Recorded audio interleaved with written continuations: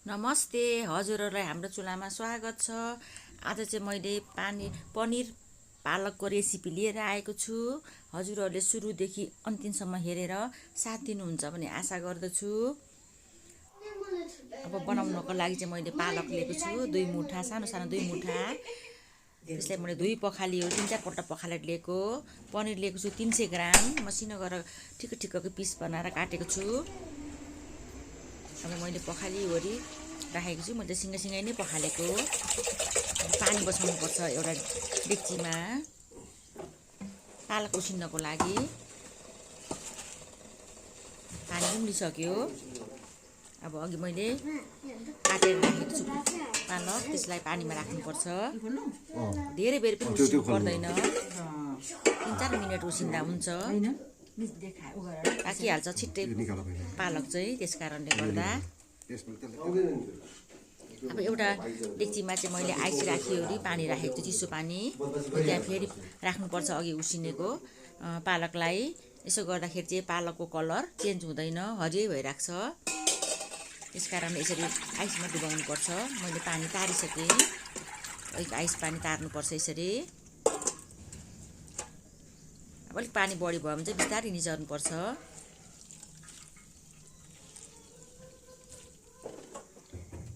निचरेर चाहिँ अब म चाहिँ मिक्सी जारमा लाग्छु पिस्नको लागि।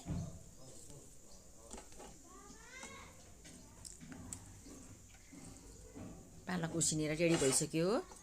उसिनिवरी आइस पानीमा डुबाएर निचरेको अब मिक्सचरमा राख्नुपर्छ। साह्रै धेरै पनि निचर्नु पर्दैन, कमै निचर्दा हुन्छ, पानीले ल्याउँदा हुन्छ। अब पिसिएर मैले रेडी बनाइसकेँ पालकलाई। पिसेर रेडी भइसक्यो। अब यता कराई बसाइसकेँ मैले।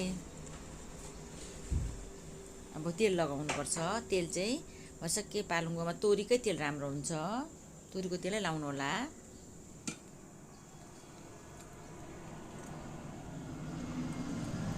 अब जिरा दाना 1 चम्चा खोर्याएँ।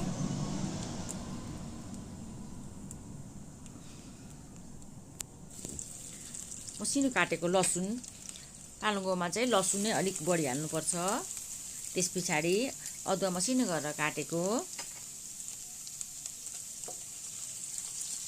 अब एकछिन चलाउनुपर्छ। त्यस पछाडि एउटा प्याज काटेर लगाएको छु मसिनो पारेर। त्यसलाई पनि राम्ररी फ्राई गर्नुपर्छ, एकछिन कलर चेन्ज हुने गरेर। फ्राई भइसक्यो। बेसार आधी चम्चा। हजुरहरूले पिरो खानुहुन्छ भने चाहिँ खोर्सानी पनि लाउन सक्नुहुन्छ, सुकेको खोर्सानी। टमाटर 3-4 वटा लगाएको छु मैले। हाम्रो चाहिँ बच्चाले खाने भएर पिरो लगाएको छुइनँ। यसरी पकायो भने चाहिँ बच्चाहरूले पनि खानुहुन्छ। पिरो लायो भने चाहिँ खानु पनि हुन्न, त्यो सँगै पालुङ्गो पनि खानुहुन्न। त्यस कारणले यसरी मिक्सरमा पिसेर पकाएको पालुङ्गो र पनिर चाहिँ मेरो नातिनीलाई पनि असाध्यै मनपर्छ। त्यस कारणले पिरो लगाएको छुइनँ।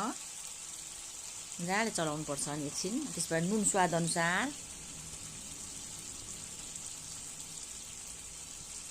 जिरा धनियाँको धुलो 1 चम्चा। फेरि मजाले चलाउनुपर्छ, एकछिन चलाएर भुट्नुपर्छ, काँचो स्मेल जाओस् भनेर। अब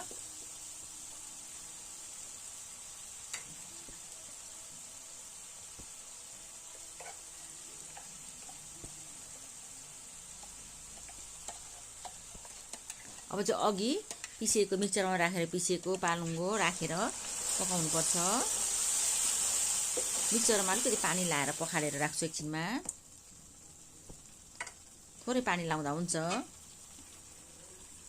अब 3-4 मिनट छोपेर पकाउनुपर्छ।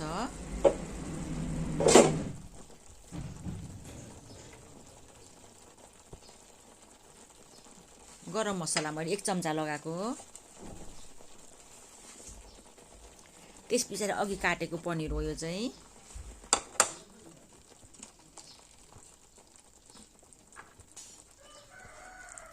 अब पनिर राखेर पनि मजाले चलाउनु पर्छ, बिस्तारै चलाउनु पर्छ, नभए कुड्किन्छ।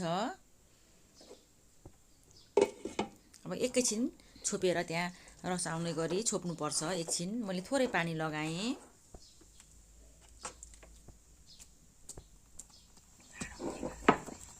अब यता तावा बसाइसकेको छु।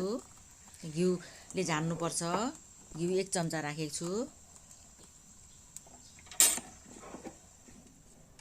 जाडोको घिउ जमेको छ। अब मैले लसुन मसिनो गरेर काटेको लगाएको छु, 3-4 केस्रा। लसुन झानेको चाहिँ पालुङ्गोको सागमा असाध्यै मिठो हुन्छ।